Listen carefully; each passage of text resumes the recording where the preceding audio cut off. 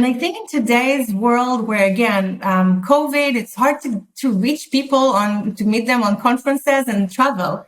The ability to find connections through personal referral is way, way more important than ever.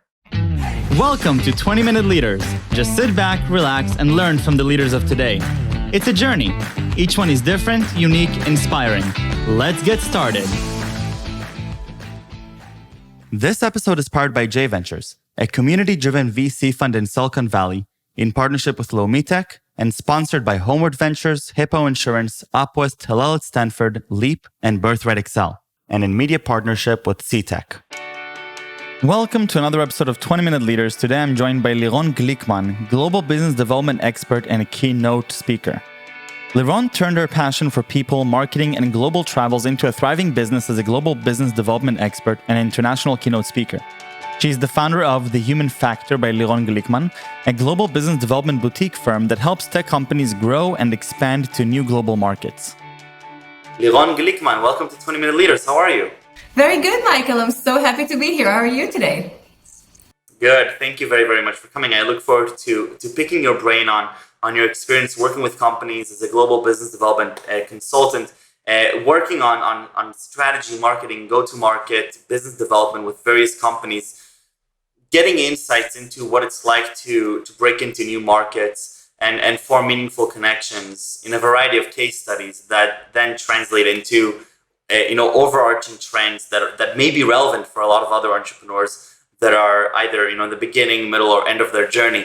And so, Lirone, tell me a little bit about yourself. How do you decide that what you want to do in the tech scene is to be a business development consultant? And what does that actually entail? Wow, so that's the million-dollar question. It took me a long time to realize what and how I do.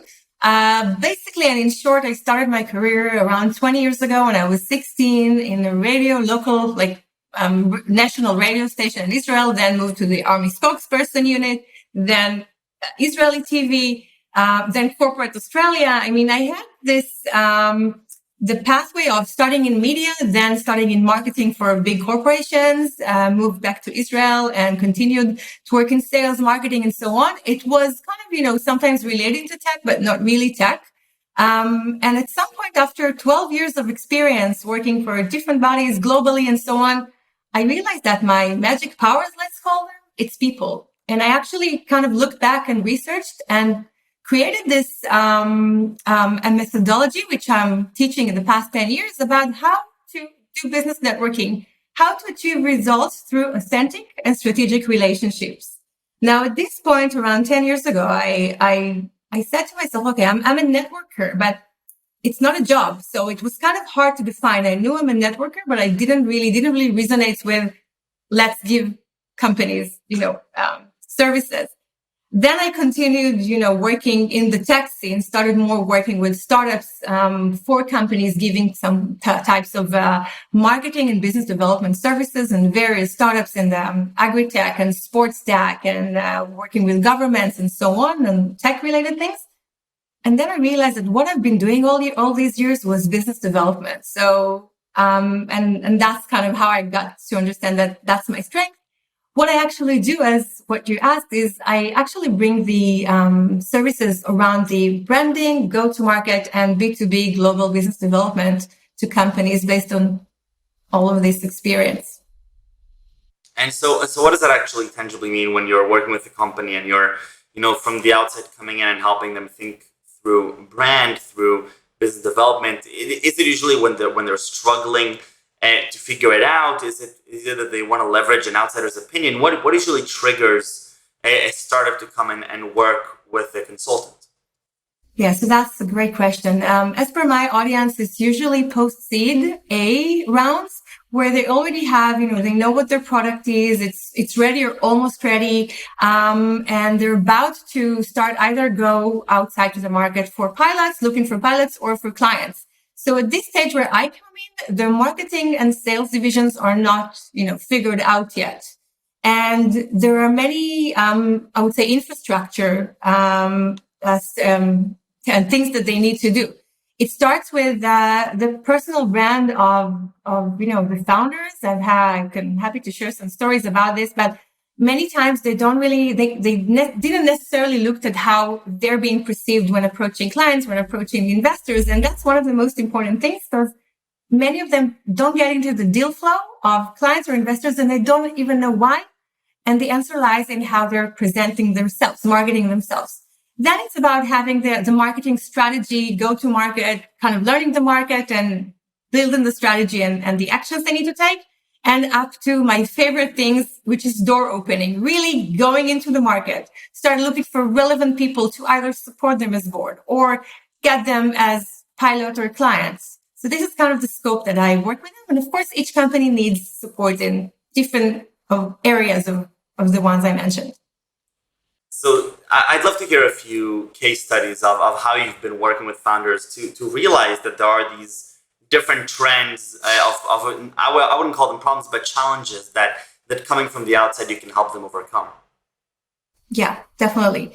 So one of the companies I worked with is actually a company in the sports innovation space. I also worked in this space for a different company 3 years as their VP partnerships and business. And working with this sports company, we actually wanted to get to work with different sports brands. Now, I also had some connections in this industry while we worked together. But we tried to reach different sports brands like Adidas or Nike or Under Armour, and we realized there were some, struggles to get into the right person in the company and get him to listen or possibly work with that startup. So what we decided is to take it from a different angle. We started to look not for the innovation manager or marketing manager, but for what I like to call the X's, the ex-innovation manager, the ex-president, the C-level. And it's a very interesting market, let's say, or segment, these X's. Think about it. People who have done, their best job is behind them. They have the prestige that the market is, saving for them, the relationships, the funds, and the time, and they still want to stay in the game. Sorry. So you, as a startup beginner with, not much of recognition at this stage, when you harness such people on board, you basically give them sometimes even more than they can give you in a way, because they're looking to stay in the game. They're looking for this energy, for this thrill in their eyes to join you. So what we did, we actually approached ex-president of Reebok, for example, and different of those exes, and got them to be on the board of the company. And once they were on the board, they were able to open doors for us and, help us get into the market. So this is a great example of what companies can do and don't always think about. But when they reach these, functions, these people, really, there are many, many doors that would have never been open are just available for them. And so, why do you think it's more difficult for founders or for people that are actively working on the problem to not see, for example, this really creative idea? And this is not something that I would think about myself. This idea of approaching the X position or the person who's holding the previous position or the role in this company. Yeah, well, that's an interesting question. I can only answer, of course, from my experience. But another client of mine, for example, a great company in the sales team's motivation space. Brilliant people, 3 founders, each of them, have great credentials. And the CEO is actually a 4-time entrepreneur. He sold 2 of his former companies. Wow. And, when I started working with them and I got this information from him and I looked at their, marketing materials and how they present themselves in calls with clients and investors, he never mentioned that. Nevertheless, he didn't even want to mention that when I told him, why aren't you presenting this? So, and when I got on board, I made sure that this will, this important data will be conveyed in the right and intelligent way through conversations, through the marketing materials. And, image, and it's very important. It will open the door. I call it like a supporter. So I think, to answer your question, sometimes, they're much involved in the R&D, in the development, in getting the product right. And if they don't have a marketing strength as part of their skills, they may not see small details that maybe for us marketers, it looks pretty trivial, but for them, maybe it's not, on their radar. Tell me a little bit about branding and what you've learned from working with companies on their own branding. So branding is a wide, is a wide topic. It's very important. There are, countries branding, cities branding, startups brandings, and people's branding. I more focus on the people brand. I think it correlates and in a very strong way to networking, and essentially as a founder, as even salesperson in the company, you should know how to network and how to create the right relationships. So your brand it's important that you will be aware of that. And I'll tell you a quick story, which happened to me. I was representing one of the companies I work with, in New York. They sent me to New York, and I met with an investor, not for getting an investment. It was merely for getting his, connections and, advice. I gave him the pitch for the company, and he told me, he was quiet. And then he said, I'm sorry, but I think this company is fiction. And I'm like, okay, well, if such a person, investor, I met him in the World Trade Center, very high level person said that, then there's probably a very important lesson I can learn. So I said, okay, please explain.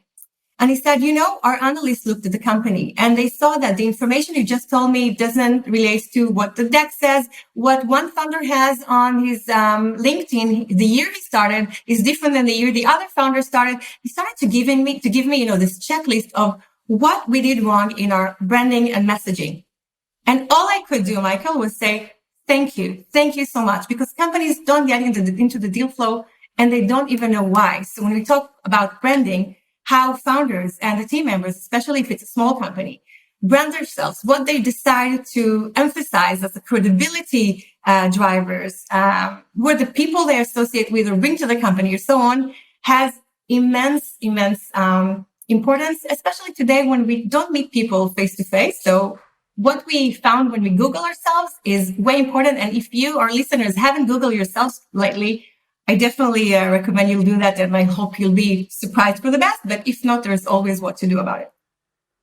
So I guess that the important lesson to be learned here is the importance of not just branding the company and what it does, but especially in the earlier stages, not just the branding of the people behind the company, but also the consistency and making sure that it's the right messaging that is appropriate for what the company is actually trying to achieve, right? Exactly. And I liked what you said about consistency, because, and I see it a lot with the companies I work with. As company grow, it reached the different milestones every month, 2 months, or a certain amount of time. Things change. If it's the amount of users, many information. And it's important to kind of go back to your marketing materials and, again, maybe your verbal pitch, and really make the small tweaks, the small updates that now we have 6,000 users and no, not 4,000 users, for example. So keep the consistency, but also adjust it as you grow and change.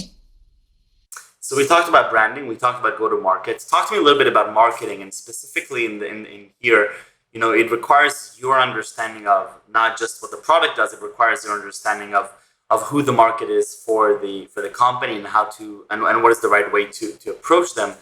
What is sort of the process that you bring with you as you work with companies on their own marketing strategies?